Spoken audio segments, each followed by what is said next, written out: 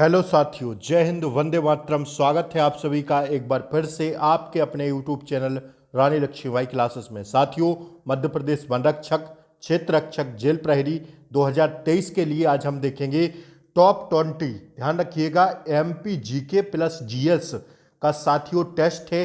Target हमारा होना चाहिए 20 में 20 का, लेकिन अगर आप लोग 20 में से 15 क्वेश्चन भी सही कर लेते हैं तो साथियों आपकी जीत पक्की है। आइए हम लोग बगैर समय को गवाए हुए क्वेश्चनों को स्टार्ट करते हैं।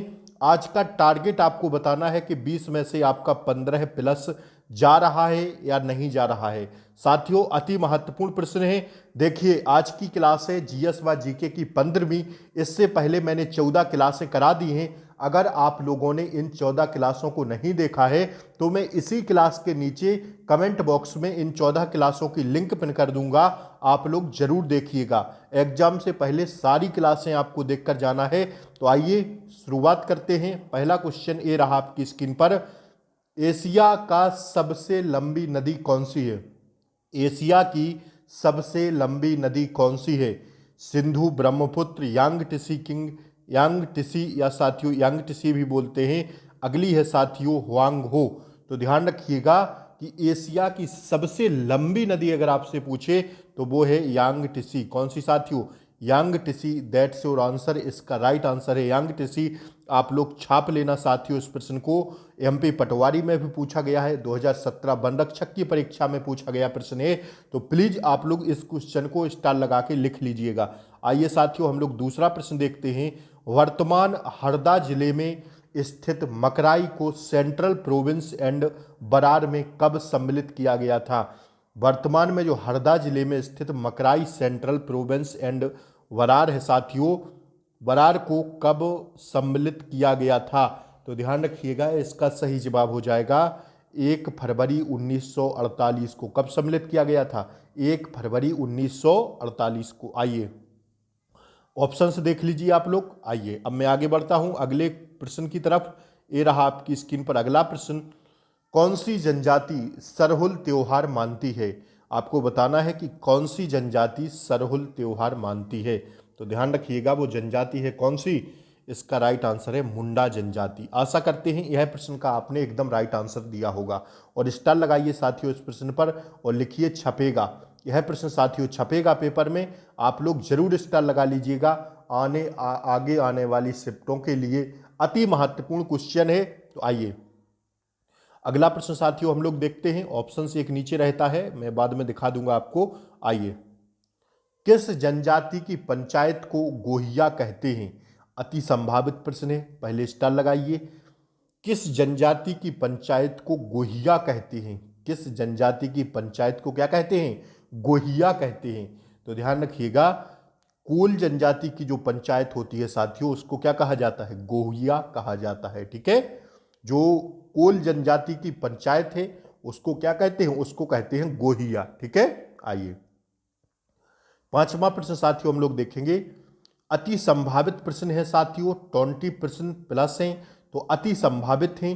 टेस्ट के तौर पर मैंने यह क्लास आपको दे रहा हूं। प्लीज आप लोग टारगेट करके नहीं बताते हैं कि हमारा इतना सही रहता है।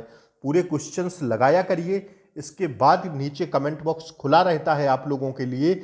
आप लोग टारगेट करके बताइएगा कि सर मेरा आज 20 में से इतना सही हुआ है, क्योंकि अब आपके एग्जाम बिल्कुल चल रहे हैं और हो सकता है 2 4 5 दिन में आपका एग्जाम हो।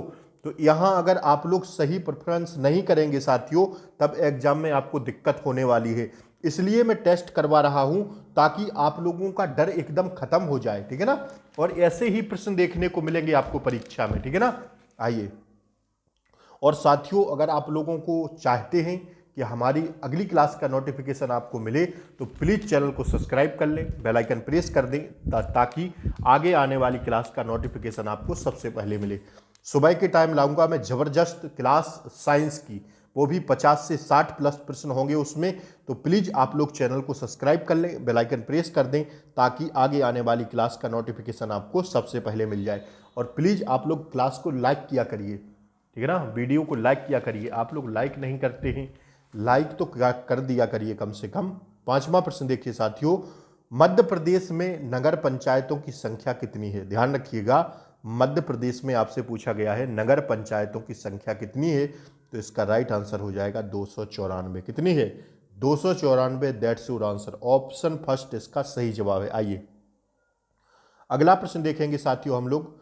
मेगावाट बिजली के नापने की इकाई है जो क्या करती है?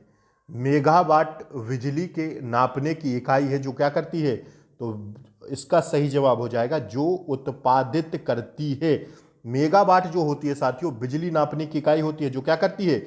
उत्पादित की जाती है। क्या की जाती है? उत्पादित की जाती है। इसका सही जवाब है ऑप्शन ए। आइए, ये तीनों ऑप्शन गलत हैं साथियों, ऑप्शन फर्स्ट इसका सही जवाब है। आइए अगला प्रश्न साथियों हम लोग देखेंगे ये रहा 7वां प्रश्न। तेल का एक बैरल लगभग कितना होता है? तेल का एक जो बैरल होता है साथियों, वह लगभग कितना होता है? तो ये तेल का एक जो बैरल होता है वो साथियों आपको ध्यान रखना है, वो होता है 159 लीटर का। क्या? 159 लीटर का होता है।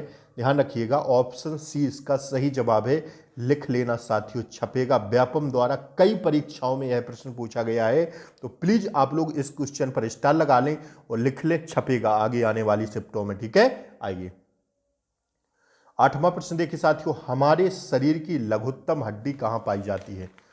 हमारे जो शरीर में सबसे छोटी हड्डी होती है वह कहां पाई जाती है? तो कहां पाई जाएगी साथियों? कान में। कहां पर पाई जाती है? कान में। ऑप्शन ए इसका सही जवाब है। ठीक है, आइए 9वां प्रश्न देखिए साथियों, ये रहा आपकी स्क्रीन पर। मानव कलाई में नाड़ी स्पंदन करती है कैसे? मानव कलाई में नाड़ी स्पंदन करती है कैसे? तो ध्यान रखिएगा, कैसे करती है? हृदय के बराबर।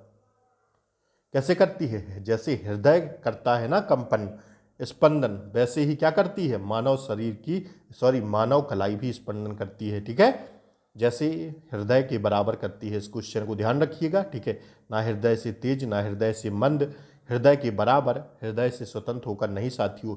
इसका सही जवाब है ऑप्शन सी, हृदय के बराबर। आइए 10वां प्रश्न देखिए। ऊंचाई मापन करने का उपकरण निम्न में से कौन सा है?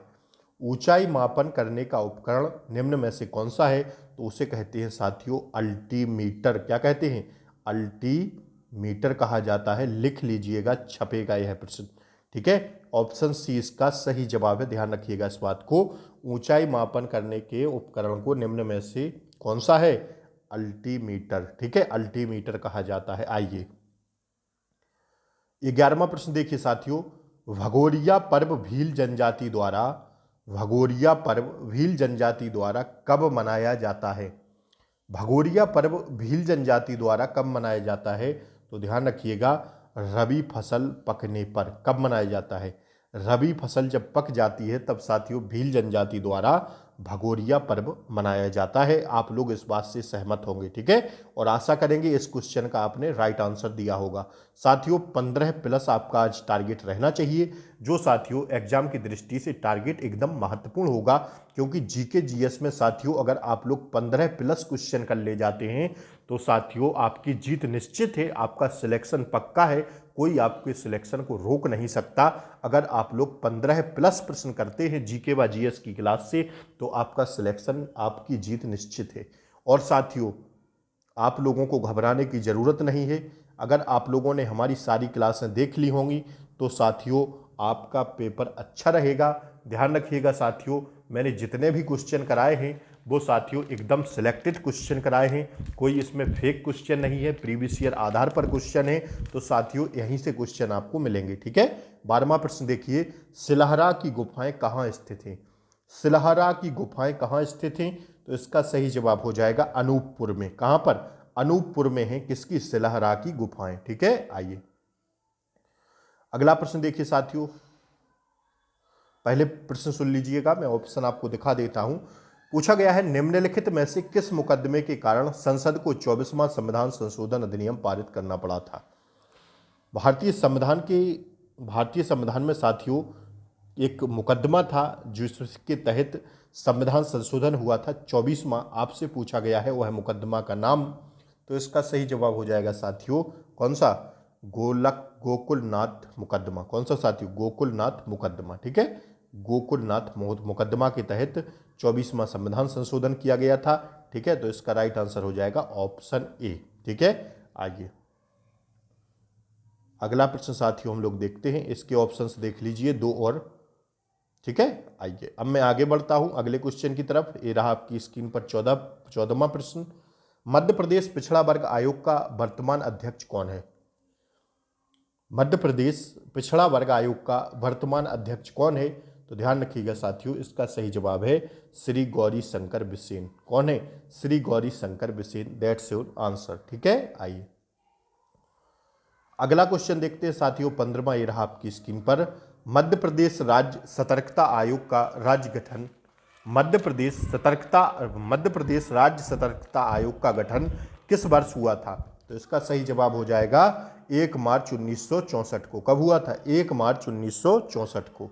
आइए अगला प्रश्न हम लोग देखेंगे। ये रहा आपकी स्क्रीन पर अगला प्रश्न। टोक्यो ओलंपिक 2020 के समापन समारोह में भारतीय दल के ध्वजवाहक कौन थे? परीक्षा की दृष्टि से अति महत्वपूर्ण प्रश्न है। पटवारी परीक्षा में पूछा गया है, बैपुंग की और भी परीक्षाओं में पूछा गया प्रश्न है कि टोक्यो ओलंपिक 2020 के समापन समारोह में भारतीय दल के ध्वजवाहक कौन थे? तो ध्यान रखिएगा साथियों, इसका सही जवाब हो जाएगा बजरंग पूनिया। कौन थे? बजरंग पूनिया इसका एकदम राइट आंसर हो जाएगा। आइए अब हम लोग अगला क्वेश्चन पर बढ़ते हैं। ये रहा साथियों आपकी स्क्रीन पर अगला प्रश्न। मध्य प्रदेश राज्य शूटिंग एकेडमी का मुख्यालय कहाँ पर है? मध्य प्रदेश राज्य शूटिंग एकेडमी का मुख्यालय कहाँ पर है? तो ध्यान रखिएगा, मुख्यालय है भोपाल में। कहाँ पर? भोपाल में। और लगाइए स्टार साथियों और लिखिए छपेगा। ठीक है ना, छपेगा यह प्रश्न साथियों, स्टार लगा के लिख लीजिएगा। आइए 18वां प्रश्न देखिए। मौर्यकाल में उपर्युक्त धरण क्या था? मौर्यकाल में उपर्युक्त धरण क्या था? आपसे पूछा गया है धरण क्या था? तो ध्यान रखिएगा, धरण जो था वो था क्या? एक प्रकार का सिक्का था। क्या था? एक प्रकार का सिक्का था। स्टार लगाइए साथियों, पूछा गया प्रश्न है छपेगा, लिख लेना छपेगा। अच्छा प्रश्न है, छपेगा। ठीक है, आइए साथियों 19वां प्रश्न देखते हैं हम लोग। सिंधिया वंश के किस शासक ने अपनी राजधानी उज्जैन से ग्वालियर स्थानांतरित की थी? सिंधिया वंश के किस शासक ने अपनी राजधानी उज्जैन से ग्वालियर स्थानांतरित की थी? तो ध्यान रखिएगा, किसने की थी? दौलत राव सिंधिया ने। किसने? दौलत राव सिंधिया ने की थी। ऑप्शन ए इसका सही जवाब है। That's your answer. Option first is the correct answer. ठीक है, आइए टारगेट आप लोग जरूर बताइएगा। आज की क्लास का अंतिम प्रश्न देखिए। मध्य प्रदेश को जलवायु आधार पर कितने भागों में विभाजित किया गया है? तो साथियों 4 भागों में विभाजित किया गया है जलवायु के आधार पर मध्य प्रदेश को जलवायु के आधार पर कितने भागों में? 4 भागों में विभाजित किया गया है। ठीक है, आज की क्लास कैसी लगी ध्यान रखिएगा साथियों। चौथा इसका राइट आंसर, बी ऑप्शन इसका राइट आंसर है।